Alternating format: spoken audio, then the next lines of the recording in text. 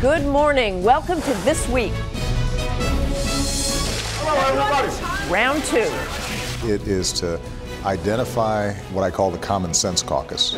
President Obama continues the charm offensive. Good to see you, sir. Is a grand bargain still possible? We get answers from our exclusive guest, House Speaker John Boehner, only on This Week. Plus, the idea is called America, and it still works.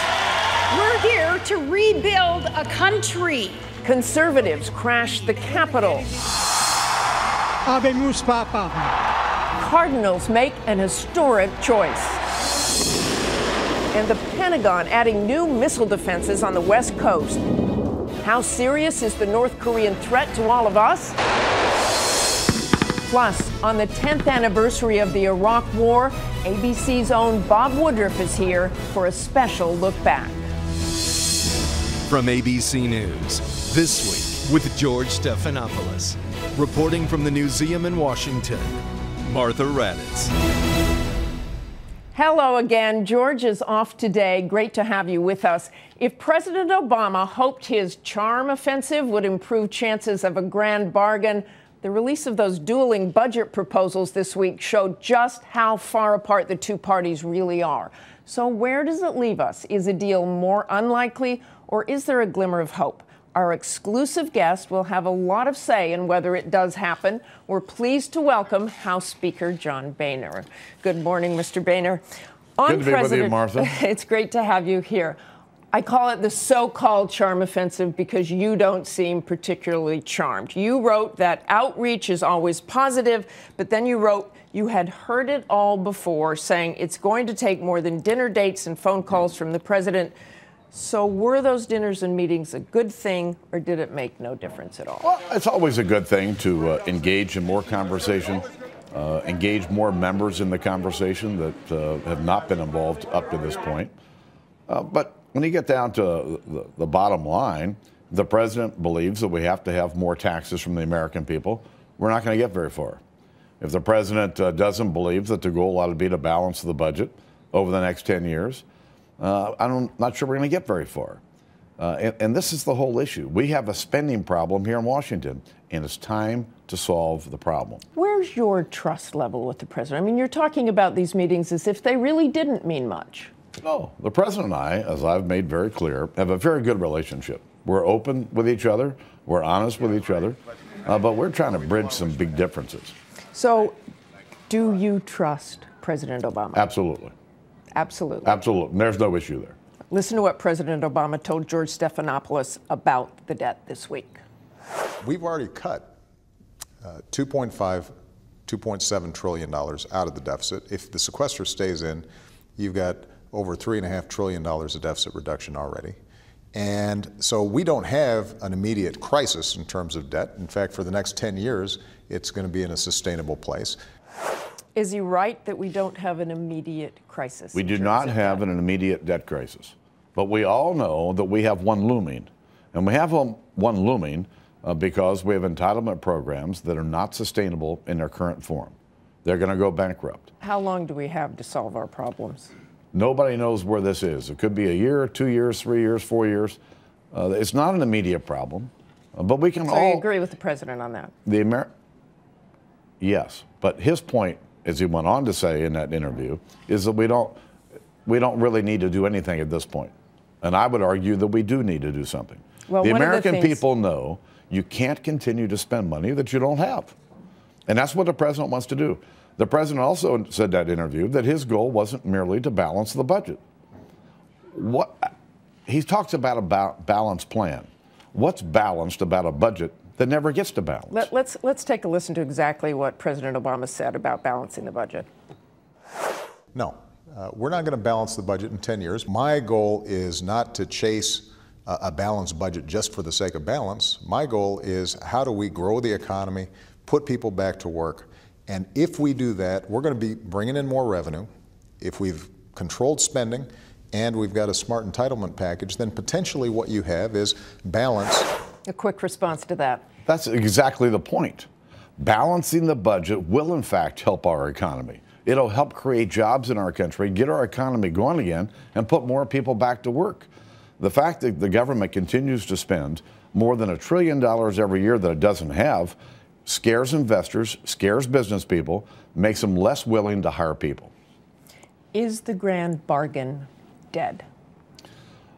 I don't know whether we can come to a big agreement. If we do, it'll be between the two parties on Capitol Hill. Hopefully, we can go to conference on these budgets, and hope springs eternal in my mind. Senators Graham and Ayotte and other Republicans have said they're open to new revenue if the president is willing to do significant entitled reform. Is that something you could consider? And the Democratic leadership is reportedly now willing to sign on to entitlement reform if revenue is also on the table. Would you say no to that? The president got his tax hikes on January the 1st. The talk about raising revenue is over. It's time to deal with the spending problem. President suggested cuts to Social Security and means testing Medicare. Is that enough? What more does he have to do on entitlements for you to consider additional revenue? Is that just no way? We need to put the entitlement programs on a sustainable path. They're not today, and Americans understand this. And the sooner we make changes to these programs to put them on a sustainable path, the easier it will be to make those changes. Let's move on to the Republican Party itself and the CPAC conference this week. 2 Republican senators and possible presidential candidates spoke at CPAC, Senator Marco Rubio and Senator Rand Paul, but they had very different messages about the current state of the GOP. Senator Rubio saying, "We don't need any new ideas. The idea is called America, and it still works." And this is what Rand Paul had to say. There is nothing conservative about bailing out Wall Street. Our party is encumbered by an inconsistent approach to freedom. The GOP of old has grown stale and moss-covered. Who's right? Has it grown stale and moss-covered? Listen, I think the issue with our party is pretty simple. There's nothing wrong with the principles of our party. But Republicans have not done as an effective job as we should in terms of talking about our principles in terms that average people can appreciate. Why balancing the budget, as an example, would be good for American families. We've got to do a better job of helping people understand what our principles are in terms that they deal with every day. There was a surprise this week. Senator Rob Portman, who is a close friend of yours, a conservative from Ohio, said he has had a change of heart about gay marriage. He will now support gay marriage after learning his own 21-year-old son, Will, is gay. Had Portman shared this with you? He has, in fact, called. Listen, Rob's a great friend and a longtime ally. And I appreciate that he's decided to change his views on this. But I believe that marriage is a union of a man and a woman.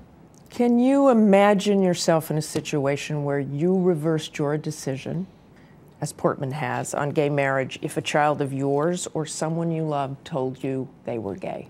Listen, I believe that marriage is the union of one man and one woman.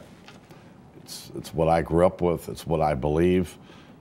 It's what my church teaches me. And I can't imagine that position would ever change.